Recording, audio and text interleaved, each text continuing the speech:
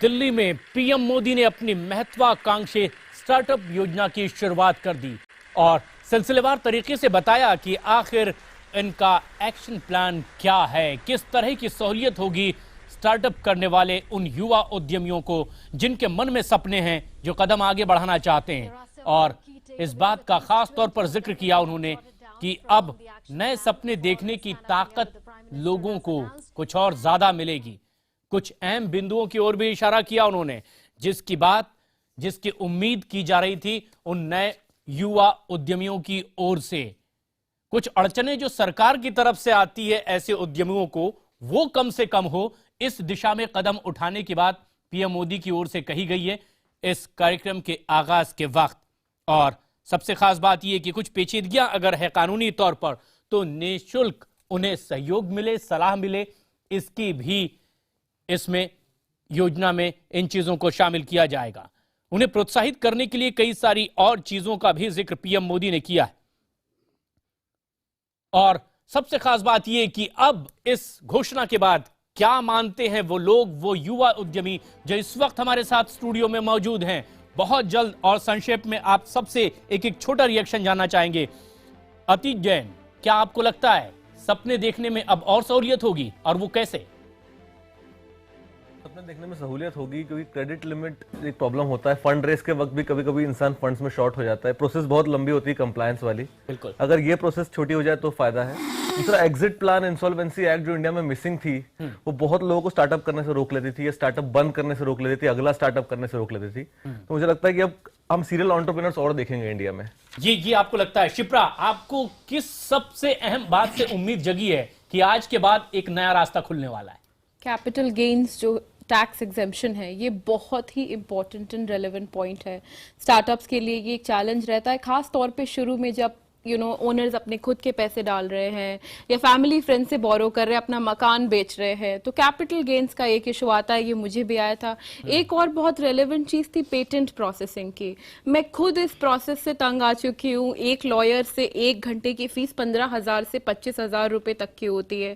Consultation के लिए very limited number of lawyers, और उनके बारे में जानकारी लेना ये बहुत ही मुश्किल होता है। तो जिस तरीके से मैं एक हेल्थ केयर स्टार्टअप में हूँ जिसमें पेटेंट्स आर वेरी इंपॉर्टेंट, तो जब वो प्रोसेस सिंप्लीफाई होती है, कौन सी ऐसी बात आपको लगी जिसका आप इंतजार कर रहे थे और वो इस घोषणा में आपको मिल भी गई? मुझे लगता है कि सबसे ज्यादा महत्वपूर्ण है जो युवा एंटरप्रेन्योर कॉलेज में ही अपना स्टार्टअप करना चाहता है, बिल्कुल उसे सपोर्ट मिलेगा तो एक मील का पत्थर साबित होगा ये कदम। और आदित्य, कौन सी ऐसी बात जिसका इंतजार आप कर रहे थे, उम्मीद बनाए हुए थे, और पीएम मोदी ने आज वो बात कही हो?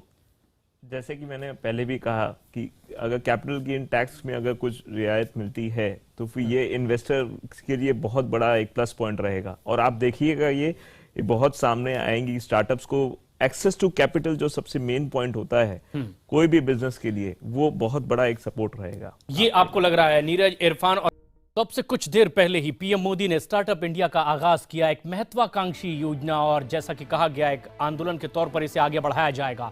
वो लोग क्या सोचते हैं जो एक बड़ी उम्मीद भरी निगाह से इस पूरी बात को देख और सुन रहे थे? एक्शन प्लान जो पीएम मोदी ने सामने रखा है, कितनी बड़ी और उम्मीद उससे जगी है उन युवाओं में, उन उद्यमियों में, जो अब अपने उन आइडियाज के जरिए कुछ करना चाहते हैं। कुछ और भी ऐसे ही उद्यमी हमारे साथ बने हुए हैं।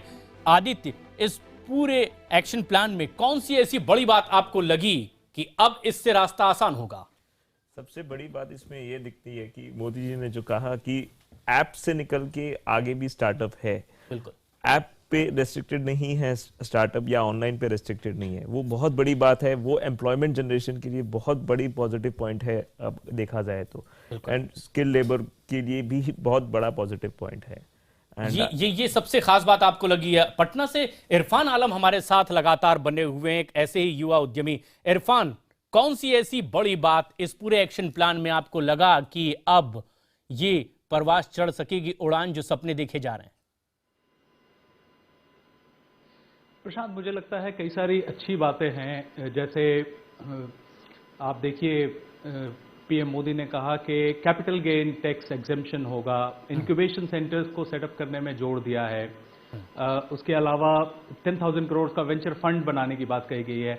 ये सारी बड़ी अच्छी बातें हैं, लेकिन आई जस्ट होप कि जो सिस्टम है इसको एग्जीक्यूट कर पाए। बस यही बात थी, लेकिन अब उसके लिए जिस तरह के रास्ते की बात कही गई है, नीरज बहुत आखिर में आपसे अब जानना चाहेंगे कि जो रास्ते के रोड़े थे, आपको लगा इस एक्शन प्लान में अब वो रास्ते से कुछ हद तक हटेंगे भी, और कौन से हैं वो?